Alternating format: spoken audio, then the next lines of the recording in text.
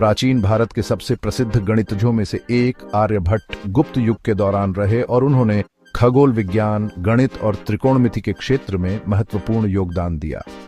आर्यभट्ट की महान कृति आर्यभट्टीय खगोल विज्ञान और गणित पर एक व्यापक ग्रंथ है।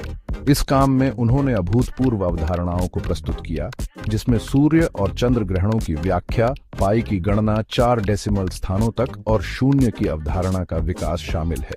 आर्यभट्ट के काम ने खगोलीय पिंडों और उनके आंदोलनों की समझ में क्रांति ला दी, बाद के भारतीय खगोलविदों और गणितज्ञों को प्रभावित किया। गुप्त युग के एक अन्य उल्लेखनीय गणितज्ञ वराहमिहिर थे, जिन्होंने खगोल विज्ञान, ज्योतिष और जल विज्ञान के क्षेत्र में महत्वपूर्ण योगदान दिया। उनका विश्वकोश संबंधी काम बृहत संहिता खगोल विज्ञान, मौसम विज्ञान, कृषि और वास्तुकला सहित कई विषयों को कवर करता है।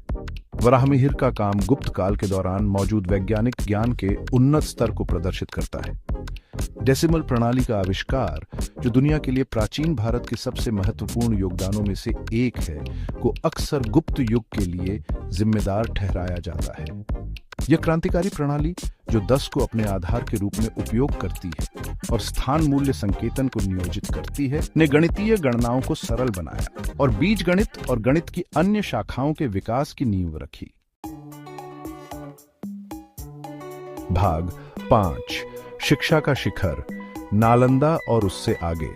गुप्त युग में शिक्षा का उत्कर्ष देखा गया। शिक्षा के प्रसिद्ध केंद्रों की स्थापना के साथ, जो साम्राज्य के सभी कोनों और उससे आगे के छात्रों और विद्वानों को आकर्षित करते थे।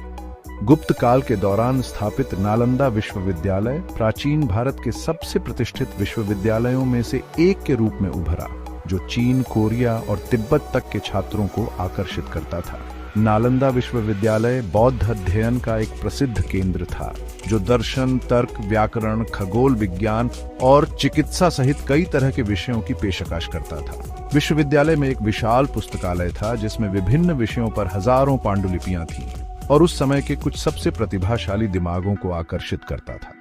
नालंदा ने संस्कृतियों और विचारों के पिघलने वाले बर्तन के रूप में कार्य किया, बुद्धिस्टिक आदान प्रदान को बढ़ावा दिया और ज्ञान की उन्नति में योगदान दिया। नालंदा के अलावा गुप्त काल के दौरान सीखने के अन्य महत्वपूर्ण केंद्रों में वल्लभी, विक्रमशिला और तक्षशिला शामिल थे। इन विश्वविद्यालयों ने ज्ञान के प्रसार, अनुसंधान को बढ़ावा देने और साम्राज्य के बुद्धिस्टिक परिदृश्य को आकार देने में महत्वपूर्ण भूमिका निभाई। गुप्त शासक शिक्षा के उत्साही संरक्षक थे। इन संस्थानों को समर्थन देने के लिए उदार अनुदान और बंदोबस्ती प्रदान करते थे। गुप्त काल के दौरान शिक्षा पर